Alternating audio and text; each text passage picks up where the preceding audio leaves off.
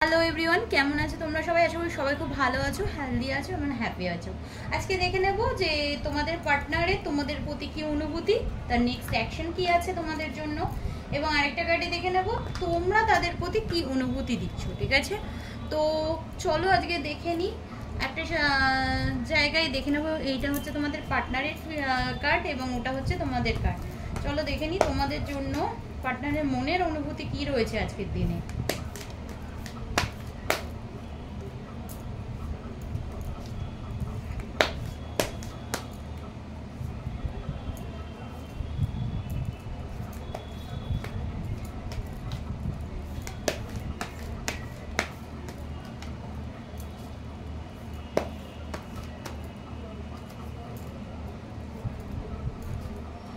ওকে, তোমাদের পার্টনারের মনের অনুভূতি, আর এটাতে তোমাদের অনুভূতি নেব আমি।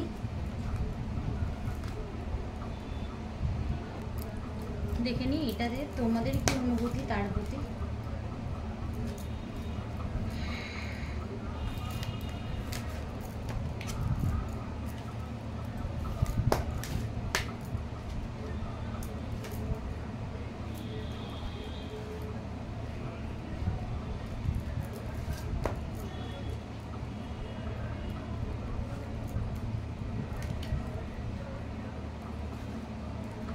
আজকের দিনে দাঁড়িয়ে তোমাদের পার্টনার কিন্তু তোমাকে খুব ভালোবাসে, ঠিক আছে?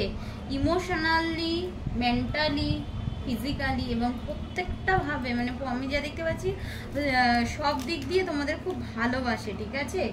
এবং আজকের দিনে দাঁড়িয়ে ওনার মনে তোমাকে নিয়ে কোনো কনফিউশন নেই যে তুমি ওনার জীবনে থাকবে কি থাকবে না, ঠিক আছে? কখনো চলে যেতে পারো, কিছু রিস্ক আছে, কিন্তু তোমার ওনার মনে তোমাকে নিয়ে কোনো কনফিউশন নেই আজকের দিনে দাঁড়িয়ে। ভীষণ একটা পজিটিভ এনার্জি দেখতে পাচ্ছি। অবশ্যই করে বলবো পার্টনার কিন্তু তোমাদেরকে নিয়ে ভাবে, চিন্তা করে, এবং ওনার ভাবনাটা এমনই ভাবনা যেটা হচ্ছে ইনস্ট্যান্ট ম্যানিফেস্ট হয়ে যায়, ঠিক আছে? যেটা দেখতে পাচ্ছি, কারেন্টলি দেখতে পাচ্ছি ওনার ক্যারিয়ার নিয়ে উনি খুব চিন্তিত, ঠিক আছে? এবং কিছু সতর্ক রয়েছে ওনার লাইফে, মানে কিছু প্রবলেম রয়েছে যার জন্য ওনার লাইফে অনেক রিস্ক হয়ে গেছে, ঠিক আছে? যার জন্য উনি অনেক সতর্ক রয়েছেন আজকের দিনে দাঁড়িয়ে। সেটা রিলেশনশিপ হোক, সেটা ওনার কেরিয়ার হোক। আমি এখানে মেনলি দেখতে পাচ্ছি বর্তমানে ওনার লাইফে অনেকগুলো কাজ পেন্ডিং হয়ে রয়েছে, ঠিক আছে? যে পেন্ডিং কাজগুলো উনি সলভ করতে চান আজকের দিনে দাঁড়িয়ে, যার জন্য হয়তো তোমার মনে হচ্ছে, কারণ 2 অফ পেন্টাকেলস দেখতেই পাচ্ছ, তোমার মনে হচ্ছে তোমার পার্টনার তোমাকে কেন বুঝছে না, কেন সময় দিচ্ছে না, কেন প্রথম যখন পার্টনারের সাথে তোমার শুরু হয়েছিল রিলেশনশিপ, সেই রকম কেন আসছে না, কোথাও গিয়ে তুমি চিন্তিত গভীরভাবে, এটা নিয়েই তুমি চিন্তা করে যাচ্ছ। ফলে কি হচ্ছে, তোমার কেরিয়ারের প্রবলেম হচ্ছে, কেরিয়ার গ্রোথ আসছে না, ঠিক আছে? নিজেই নিজের লাইফকে কমপ্লিকেটেড করে তুলছে। কিন্তু তোমার পার্টনার কিন্তু বর্তমানে তার নিজের কেরিয়ার নিয়ে খুব বেশি চিন্তিত দেখতে পাচ্ছি, এবং কিছু কাজ ওনার লাইফে এখনো পেন্ডিং হয়ে রয়েছে, যার জন্য উনি সাবধান হয়ে কাজটি করছেন। তো তার জন্য হয়তো উনি কিছু তোমাকে সময় দিতে পারছেন না, বা তোমার সঙ্গে সেইভাবে কমিউনিকেশনস করতে পারছেন না। বাট এখানে কিন্তু পার্টনারের লাইফে কিছু ঝুঁকি আছে, কিছু অনিশ্চয়তা রয়েছে, যার জন্য সেটা সম্পূর্ণ ওনার কেরিয়ার ওরিয়েন্টেড জায়গায়, আর কিছু কিছু জায়গায় ফ্যামিলি রয়েছে, যার জন্য উনি কথা বলতে পারছেন না, বা তোমার সাথে কাজ করতে পারছেন না। বা তোমরা যদি একই ফিল্ডে থেকে থাকো, ওনার মধ্যে যদি কিছু চেঞ্জেস দেখতে পাও, অবশ্যই চেঞ্জেস একটা থাকবে, কারণ উনি কিছু কাজ সতর্কভাবে করতে চান এবং করতে চেষ্টা করছেন বর্তমানে। কিছু কাজ উনি পেন্ডিং করে রেখেছিলেন এতদিন, তোমাকে হয়তো সেটা বলেননি বা বলতে চাননি, ঠিক আছে? তার জন্য তুমি ওনার এনার্জিটাকে চিনতে পারছো না, ঠিক আছে? তুমি ওনাকে বুঝতে চাইছো না, কনফিউশনে রয়েছো, ঠিক আছে?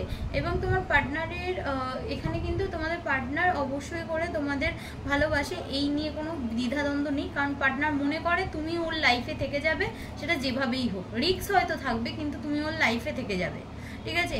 এখানে যদি বলো ম্যারেজ হওয়ার চান্সেস, ইয়েস ম্যারেজ হওয়ার চান্সেস রয়েছে, কারণ বটম অফ দ্য ডেক কিন্তু তোমাদের পার্টনারের দিক থেকে কোনো প্রবলেম হবে না, ম্যারেজ হওয়ার চান্সেস রয়েছেও, ঠিক আছে?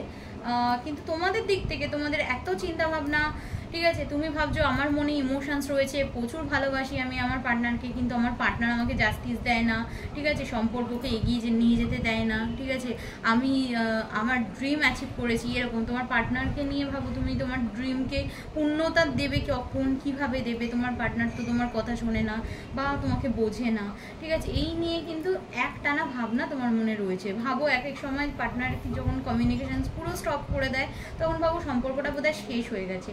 অ্যাকচুয়ালি না, সম্পর্কটা তখন থেকে আবার নেক্সট লেভেলে তোমাদের শুরু হচ্ছে, এটাই তোমরা কোনো জায়গায় ভুল করো।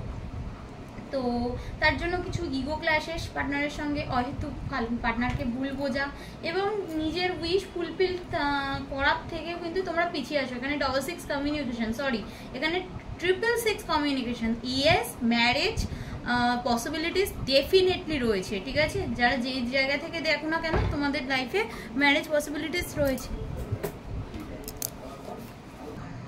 তো এই কানেকশনস কিন্তু ম্যারেজে যা যা চান্সেস রয়েছে এবং এখান থেকে একটা স্ট্রং কমিটমেন্ট কিন্তু পাবে। আচ্ছা, যারা এক্সট্রা রিলেশনশিপে আছো তাদের ক্ষেত্রে বলি, পার্টনারের সাথে কিন্তু তোমাদের একটা ব্রেক হওয়ার চান্সেস রয়েছে, বা পার্টনার কোনো অন্য রিলেশনে জড়িয়ে থাকলে সেই পার্টনারে কিন্তু ব্রেক হওয়ার চান্সেস রয়েছে বা কিছু আইনি ইস্যুস রয়েছে। নেক্সট আসি, তোমরা একটু চিন্তা ভাবনাটা কম করো পার্টনারকে নিয়ে, অযথা কমপ্লিকেটেড হয়েও না, অযথা কনফিউশনে পড়ো না, ঠিক আছে। দেখো আমি যা দেখতে পাচ্ছি তোমার পার্টনার যথেষ্ট তোমাকে নিয়ে চিন্তিত, যার জন্য কিন্তু উনি সবসময় যে এরকম কমিউনিকেশনস মানে তোমার সঙ্গে না করতে পারছে না, তোমার সঙ্গে করতে পারছে না, তার জন্যও কিন্তু সে একটা মনে মনে একটা খারাপ লাগে তার। বাট তোমরা যদি আরও তোমরা নেগেটিভিটি অ্যাবজর্ব করো লাইফে, তাহলে কিন্তু তোমাদের রিলেশনশিপটা হ্যাম্পার হবে। সেক্ষেত্রে আমি বলবো এখানে কিন্তু ভগবান এবং ভগবানের ওপর ভরসা রাখো এবং নিজেদের রিলেশনশিপটা দেখতে পাচ্ছি লং টার্মে যাবে সেই দিকে ভরসা রাখো, অযথা চিন্তা করো না। আর যাদের ক্ষেত্রে বললাম যদি এক্সট্রা রিলেশনশিপে থাকো সে তাদের ক্ষেত্রে ব্রেক হওয়ার চান্সেস রয়েছে, কিন্তু ব্রেক হওয়ার চান্সেস রয়েছে এটা সত্যি কথা, কিন্তু সেই তোমাদের এই রিলেশনশিপটা লং টার্মে যাওয়ারও চান্সেস রয়েছে, ঠিক আছে। এখানে 666 ভাইব্রেশনস পাচ্ছি, সেক্ষেত্রে আমি বলতেই পারি এটা একটা ভালো নিউ বিগিনিং হওয়ার চান্সেস রয়েছে। এখান থেকে অনেকের বিয়ে হওয়ার চান্সেস রয়েছে, ঠিক আছে, এবং অনেকের long time commitment, yes 10 of cups, happy family life দেখতে পাচ্ছ, বটম অফ দ্য ডেক তোমাদের 10 of cups, happy family life দেখতে পাচ্ছি। এখানে অনেক হোপ রয়েছে যেগুলো তোমাদের পূর্ণ হবে, ঠিক আছে। তোমার পার্টনারের তোমাকে নিয়ে যে ডিজায়ারগুলো রয়েছে অবশ্যই সেই ডিজায়ারগুলো পূর্ণ হবে এবং তার সাথে তোমারও ডিজায়ার পূর্ণ হবে। তো এই ছিল আজকের রিডিং। অবশ্যই সে অ্যাকশান নেবে তোমার কাছে, অবশ্যই তোমাকে ও লং টাইম কমিটমেন্ট তো দেবেই, এটা তো শিওর, বাট এই মুহূর্তে সেটা একটু চান্সেস লো আছে। এখানে আমি বলবো মিনিমাম 6 মান্থের মধ্যে কিন্তু একটা স্ট্রংলি কমিটমেন্ট তোমরা আশা করতেই পারো, ঠিক আছে। কেমন লাগলো রিডিংটা অবশ্যই জানিও যারা যেখান থেকে দেখছো, আর আমার চ্যানেলকে ভালো লাগলে লাইক কমেন্ট শেয়ার এবং সাবস্ক্রাইব করতে ভুলো না। যদি রিডিং করাতে চাও পার্সোনালি তাহলে সেখানে ডেসক্রিপশন বক্সে কিন্তু আমার নাম্বার দেওয়াই থাকবে, তোমরা চাইলে অবশ্যই কল করতে পারো। Thank you so much friends.